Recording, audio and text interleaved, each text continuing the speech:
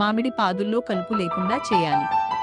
ఆకు జల్లెడ గూడు కట్టు పురుగు కనిపిస్తే గూళ్లను నాశనం చేసి క్వినాల్ఫాస్ 2 మిలీ లేదా మోనోక్రోటోఫాస్ 1.5 మిలీ లీటరు నీటిలో కలిపి పిచికారీ చేయాలి. లేత ఆకులు తినే ఆకుతేలు, బూడిద రంగులో ఉండే ముక్కు పురుగు, లేత ఆకుల నుండి రసం పీల్చే తేనె మంచు పురుగు, ఆకులను కత్తిరించే పెంకు పురుగు, రెమ్మ తొలిచే పురుగు, ఆకు తొలిచే పురుగుల ఉధృతిని గమనించి నివారణ చర్యలు చేపట్టాలి.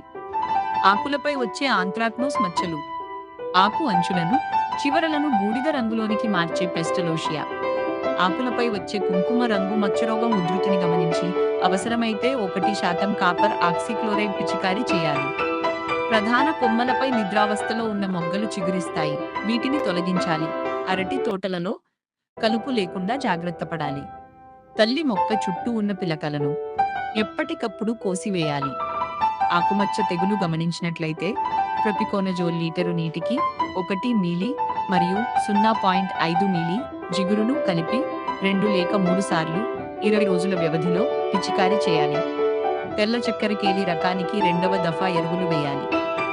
జామలో ఎండు తెగులు ఆశించిన చెట్లకు 1 గ్రామ్ కార్బెండజిమ్ లేదా 3 గ్రాముల కాపర్ ఆక్సిక్లోరైడ్ లీటరు నీటికి కలిపిన మందు ద్రావణాన్ని చెట్టు మొదలు పాదుల్లో పోయాలి. జింకు, మెగ్నీషియం ధాతులోప నివారణకు 2 గ్రాముల జింక్ సల్ఫేట్, 2 గ్రాముల మెగ్నీషియం సల్ఫేట్ మరియు 10 గ్రాముల యూరియాను లీటరు నీటి కలిపి పిచికారీ చేయాలి.